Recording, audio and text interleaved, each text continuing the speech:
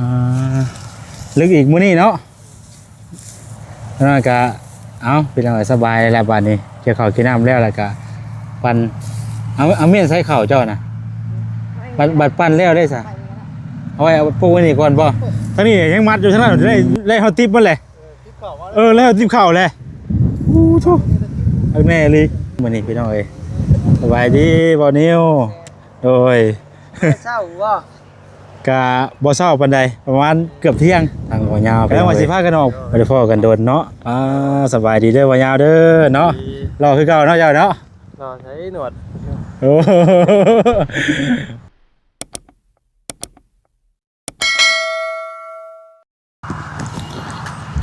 ทางน้องบุญทวีเพิ่นกำลังพากันมัดเข้าพี่น้องไอ้เนาะทางเฮาก็สิเดินทางไป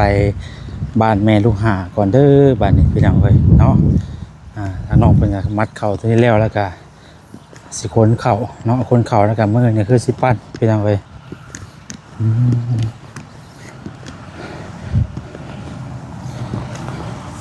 นี่เป็นเกียร์ว่านนี่บ่ครับโดยลึกอีกมื้อนี้เนาะแล้วก็เอาพี่น้องสบายแล้วบัดนี้เกี่ยวข้าวกินน้ำแล้วก็ปั่นเอาเมียนใส่ข้าวเจ้าน่ะบัดปั่นแล้วได้ซะเอาไว้เอาปูไว้นี่ก่อนบ่เปียกบ่ฮะเปียกบ่มันเปียกเฮาก็มัดปิ้นไว้เฮามัดปิ้นไว้เอาก็ได้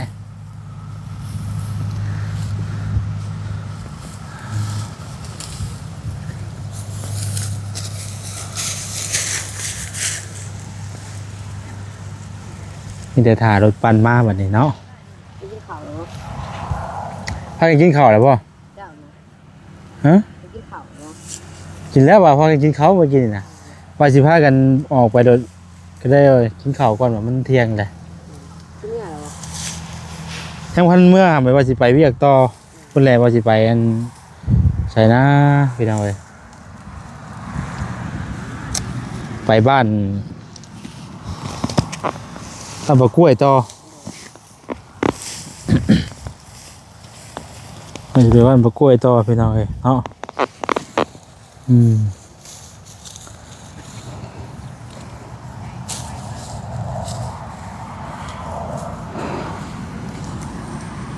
ไผ่ชาน่ะหมูจะบ่น่ะมาซอยน่ะ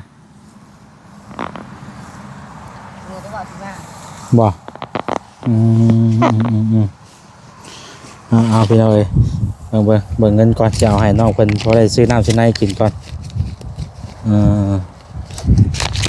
ก่อน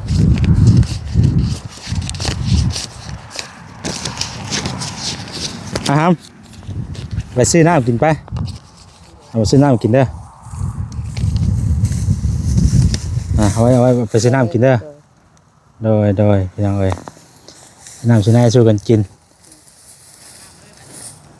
มาซื้อสิ้นหมูมาอยู่เมื่อเช้านี่กะซื้อมาผู้หันฟ้ากันยาเข้ากะกินอยู่เพื่อนพุ่นแหละเอาไปเด้อโดยบ่เป็นยังครับบ่โดนกันแล้วหรอกเนาะประมาณ2 ชั่วโมงพี่น้องฮอดจะบ่2 ชั่วโมงน้องบุญทวีฮอดอยู่บ่คือบ่พากันใส่หมวกแน่บ่มีหมวกบ่ให้แล้วแรงมัดมาอีกแล้วซื้อส่วนกินกับหมูเจ้าเพิ่นก็มาซอยได้พี่น้องเอ้ยหมูน้องบุญทวีเพื่อนเพิ่นอยู่ใช่น่ะเพื่อนนะเพิ่นแต่ว่าเขาไปเบิ่งหน้าบ่เห็นบ่เขามาบ้านเพิ่นสิพากันมัดเข่าแล้วก็ให้มันแห้งช่วงตอนแรกกับคนเก็บเมียนแล้วก็มื้อน่ะคือสิได้ปั้นพี่น้องเอ้ยเนาะ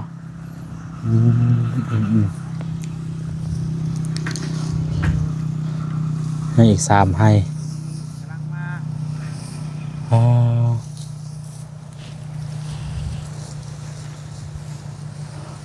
คอยจะข้ามไปอยู่มันข้ามบ่ได้ป่ะข้ามบ่ได้กบที่มันกว้างนักพอกเป็นว่าเนาะเนี่ยสิได้เฉพาะมันจะเฮ็ดทั่วเนาะอ้อมตันไว้เนาะไว้คนเข้าไปได้สบายดีน้องทางนั้นลานบ่ฮะ ข้าวหน้าหมกจับพี่น้องเอ้ยเนาะ มาช่วยกันบ่เป็นกำลังใจให้ก็ได้ดอก เพราะว่าเขาบ่ได้บ่มีร้านเนาะ หมู่นะ หมู่บ่ อ่า ไอ้ดอกยังเท่านี้นะลุง เด้ยังสามให้ แต่ว่าถ้าเป็นให้ใหญ่นี่ก็ให้เดียวนะ ให้เดียวนี่นะซำนี้แล้วนา ค่อยๆ นาแถวอันว่าไอ้นาอันบ่เฒ่าใครก็ได้ โอ้แต่ว่ายังบ่มียังบ่เห็นเนาะ ฮะ ยังบ่เห็น ยังบ่แห้งเลยเฮาต้องพึ่งเมียน ต้องปีดไว้ มันยังบ่ทันแห้ง โอ้ของเงินเอาอีกเป็นพรนี่ อันนี้น้องเพิ่นเก็บไว้เด้อเด้นามันเป็นไปเลยมันเป็นไปเลยโห สายผ้านะเอ้ยเพิ่นหาเรื่องมาเพิ่นกันค่ายแข่งได้เพิ่นว่า เจ้าเกี่ยวกับคืนบ่น่ะว่าตาเออ ดูว่านะบอกให้มาคนขับ เอาเจ้าเห็นเลยฮะ ฮะ เจ้าเกียร หมุนไปหน้าเลย เออ หมุนไปหน้าเลย มาไปที่โรงเรียนนั่นนี่ได้ก่อนอ่ะ ว่าว่านี่เขาบอก เออ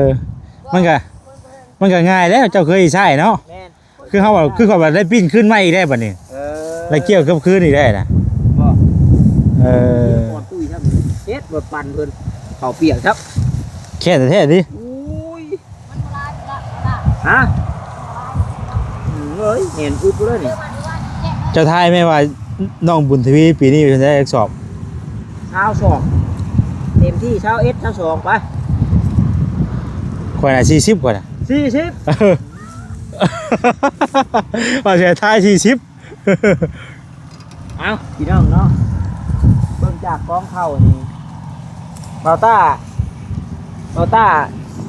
ลายสุดในแม่น25แต่ว่าคงโตนี่สิมง20พี่น้องเนาะ เอางานจิ๊บกับเขาหา 30ก็25 แต่จะเก้าได้จะชอบซะเนาะ เช้า เอาเลยจะเก้างามกว่านี้บ่เฮ้ย ด่าคนนี้ เอ้า ขี้ไล่กูนี่ยังไล่เช้าแล้วว่าตาอันนี้เข้าไปงามในปีนี้น่ะ เข้างามเว้ย เออ เช้าหากับตามจิ๊บ จะเก้าหานี่จะคืออยู่เนาะแต่ว่าถ้าได้30ลีก็ดีเด้อเห็นได้หลาย ข่อยน่ะ40คำว่าบ่40กับ35ป่ะ ยังมี45อยู่ บอกเลขกันเลยบอกเลขกันว่ะ เอ้าคนนี้อยากได้ลายเนาะก็บอกเดี๋ยวน้องเราบุตรี อยากได้ลายก็บอกเร็ว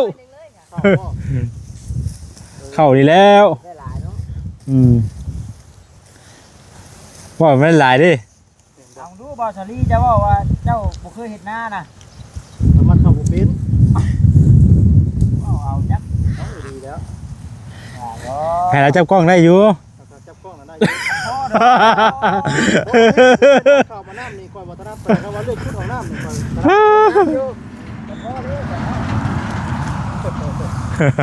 พ่อกับบอสลีแล้วมันไปไทยไปโน่น นี่พี่น้องเนาะก็นี่ก็ประชาชนว่าอยู่นี่แน่พวกนี้นั่นล่ะนำมาจับเลยพี่น้องเนาะ แต่ว่าเจ้าปวดมากอ่ะที่เจ้าเนี่ยบ่มีผู้จับกล้อง ไปน้องมาถึงใกล้น้องที่นี่แหมูมัดเข่าช่วยบ่ อันคือว่าให้เจ้ามัดผู้เดียวเจ้านี่เอากับข้าวแท้นี่เจ้าว่าฮอดว่า2 ชั่วโมงให้นี่ฮะพักแน่ โทษบ่แต่มุงนึงมันก็เกือบเบิด100ตอกแล้วเจ้าก็ได้ แม่นบ่ ชั่วโมงละ60นาทีเด้อ ว่าพี่รู้ดิ 600ข่อยมัดกับแอนเบาจิตกระดำนะ 600ปลายตอกนี่แต่ชั่วโมงปลาย โอ้เล่ได้เสือมาสาวนั่งชาวเมื่อยมาน้ำเด้ นี่เขา ใช่หรอครับไม่ใช่หรอกอะไรอยู่มันภาพมันใกล้อยู่มันพอดีง่ายพี่น้องเนาะ เพราะนี่นั่นเข่าทุ่มเด้บอสลีบัดพรใหญ่อีกบาทนี่ บอกจะดีรุ่นพายติบเข่าย่างเขารอบให้หน้าเลยเนาะเนาะทั้งนี้ยังมัดอยู่ทั้งนั้นได้เขาติบมันเลยแล้วติบเข่าเลยอู้ทุกแน่เลยโอ้ยคลิปวอต้าเนี่ยมีแต่เสียงบ่แซนแล้วนี่คลิปเจ้านะ จังวิวขึ้นนะ ฮะ วิวจะขึ้นนะ ก็ว่าได้เสียงว่าเสียนะวิวขึ้น วิวขึ้นเลย ใครไหนหาช่ำแพงเด้อมาสิเก่ายังยกเนี่ย ชักเครื่องก็มีเอา ใครยื้อใช่แล้ว ชักเครื่องเอา แล้วก็ขึ้นหลังคาอีกค่อยเอา อืม ต่อกันสิได้บ่เสร็จเด้ อืม มัดตัวน้องก่อนเนาะ FC สิว่าบ่มัดซอย ข้าวบ่ เพิ่นน้องสิได้กระเด็นอยู่นะ สั้นน้องกิน เออคนเฮากับบางย่องแน่แหละ น้องเอาเนาะ คันเว่าให้บัดเฮ็ดมาตอบมาเตะอีกได้บัดนี่เฮ็ดตอบไปเว่าวันนั้นจังซี่ได้บัดนี่ได้ ม่วนว่า เออเอาเพิ่นย่องแค่แน่มีกำลังใจแน่ โอ้ข่อยกับมักย่อง เออเฮ้ยบ่มักย่องบ่ห่วยเนาะคันมีคนมาให้แล้วอยู่ว่าสิห่วย มึงย่องนะเฮา เนาะ ข่อยกับบ่อยากเฮ็ดแล้ว อืม เบิ่งข่อยสิลองไม้ข่อย ฮะ เบิ่ง ใช่เบิ่งเอา เบิ่งเอา บ่รู้ว่าได้ ไม่พระอาจารย์เอาให้บ่นี่นะใช้เรื่องบ่ ทำอยู่เสียงแตกจากอยู่ซั่นอยู่ใกล้นะแต่อยู่ไกลเบิ่งสิร้องว่ะปั๊บเนี่ยเอาเบิด2ตัวแล้วเนาะ เอากับเบิดชุดมันนั่นแหละเนาะ ล้อเขาไก่เขาใกล้พ่อ เอาลองหันหลังเด้ งอไปถึงนี่เสียงนี้เนาะ ว่าเนาะ เป็นหยังดอก เพราะว่าก็ได้ยินเขาแล้วบ่สุรีสมมุติว่ามันไปไกลนี่ก็ได้ยินน้ำของบ่แสนเขา โอ้ยยาวขับรถตรงนี้ โทษ ฮะ ยาวได้ แม่นบ่ประมาณกันบ่เออ เอาบาด เออเอาบัดนี้ลองเบิ่งเสียงแตกควบบัดอื คือ ม ว่าบาดสิได้ยินเสียงบ่แสน เราไว้แล้วบ่นี่นะ ฮะ เราไว้แล้วบ่นี่นะ บอกว่าอะไรนะ เออใครอยู่ซะอ่าเฮาว่าสิมื้อจักเทื่อแล้วนี่ ลายกูหลุดกูพาไปเนาะ เอาว่าสิไปว่าเอาบ่ได้บ่ได้ เจ้าได้จากบ่ตา ฮะ รถเจ้าไปใช้ ยาขี้เลย ขายเติมน้ำมันเลย ยาขี้เลยบ่มีนะ ขายรถมาเติมน้ำมันแล้วมาแชร์กันได้ 50 เออ ไปบ่ต้องช่อเลือกลีน เออ ช่อเลือกเบรก ว่าไปตามไปอย่างมาเต้นี่บ่เนาะข่อยจอดไปเฮือนผู้ว่านี่เออ เฮ็ดดีน้ำอยู่เด้อ ห่านน่ะข่อยขี่รถเจ้าได้จ้ะ บ่แสนกระจอดค่อยกระ เพ จ ราะ อ ว่า ด บัดเฮาบัดเฮาสิขี่รถเพิ่นบัดสิขี่รถจักรมาบัด เออ เพิ่นบ่อยากให้เฮาขี่น้ำ เอ เด้อ อ ทานมาก นั่นน่ะ นี่ก็ได้ โอ้ถือ เรียก ไป กิ กิ น โล กันก็ ซะ ได้ แล้วบัดเนี่ย โอ้ยมันบ่ได้ไปทางเดียวกันหรอก ทั่วได้เฮาก็ได้มาแล้วกัน เออ เจ้าเนาะมันจะมื้อใดได้นี่ก็ดีมามื้อใดบ่ได้ไปนำบ่แสนเอาไปด้วยกันเราก็ กันประหยัดไปอีกกันเนาะไปทางเดียวกันคือเอารถ2คันโดยบ่ได้แก้ไปทางรถโห โคตรอยู่นะ ทั่วเนาะ มีในกล่องในแก้ก็อีกเป็นนึง ไปว่าเอาได้กัน ตามตัวกันบ่ อืมอืม วันนี้กันเก็บคืนนี่บ่ถึงแค่ของมันขั้นที่3แล้วเนาะขอใช้ก็บ่ได้ขั้นนึงนะมาแล้ว2ค่ะเนาะ ไป มาแม่ไว้ในไร ไปผ้าบ่มาตัวจะเอาให้แล้วเลยบ่นี่บ่ท่า นี่แล้วนี่เบิดตอกแล้วนี่ เออ พุดลงใหม่นะ ตาเอาแล้วได้ว่าตา พุดลงใหม่ น้ำนะปุ๊บแล้ว ยังบ่ได้ยังบ่ไล่ซำนั้นน่ะยังบ่ได้ว่าต้องลงเรือกูหัน ถือนั่นเด้อบ่เสียน ป้า ถือดินดานนะเด้อ อืม โน่นแม่ คุยไปเรื่อยแหล้ว เข้านี่นะ ดินดานต้องเอาเล็กสไลด์มาพุดเอา บ่หาตั้งต่อคุดดีๆก็ได้ไว้อยู่มันหักมันยากอยู่ ต้องมีเข็ม เนาะ พุดปื้อบี หาตั้งต่อคุดดีๆก็ได้อยู่ พุดปื้อบี น้องมันอยู่ฉลาดอย่างเลยมา ไปพี่น้องเอ้ย เนาะ เอาเจ้านะจับกล้องก่อน โอ้โหเดี๋ยวจับจับ มัดเด้อพ่อตาพากันมัดอันเบิดเด้อ เออ เดี๋ยวสิอันนั้นก่อนพี่น้องเอ้ยทางเบายาวเบานิ้วเพิ่นมาเลยเนาะตัวเพิ่นมากับไผในเด้มื้อนี้พี่น้องเอ้ยสบายดีเบานิ้วโดย เศร้าว่ะ กะบ่เช้าปานใดประมาณเกือบเที่ยงกำลังว่าสิพากันออกไปแล้วพากันกินข้าวเที่ยงอยู่ในกันว่าสิไปอันมุกซนว่าสิไปมุกซนต่อ ไปขึ้นอีก บ่ว่าสิกลับขึ้นไป ข่าวพุ่นไป แม่ว่าสิเข้าหม่องอันบ้านบ่หินกาวอะนะ โดย พากันนี่แหละครับมาเล่นน้ำน้องเพิ่น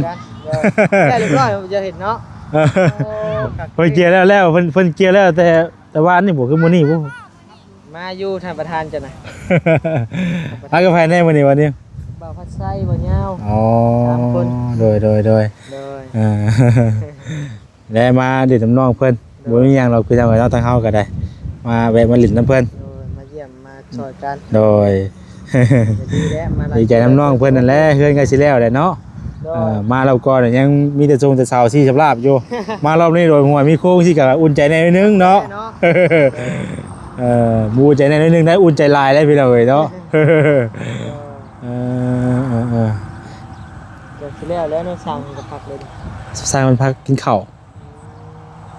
ทั้งค่อยก็สิออกไปแล้วบัดนี้ ออกเลย แม่ก็สิออกไปเพื่อไปฮอดพุ่นก็ช่วงประมาณ3:00 น 3-4 โมงพุ่นแหละเพื่อฮอดพุ่น ใครเติบเลยเนาะ เพราะว่าเฮาสิออกไปทางเส้นทางซุยเพิ่นได้มันซอดพุ่น โดย โดยไปเดี๋ยวบ่นิวเด้อเนาะเดี๋ยวเข้าไปทักทายทางหมอยาเพิ่นก่อนเนาะ โอ้ยาเพิ่นโลกคักเนาะ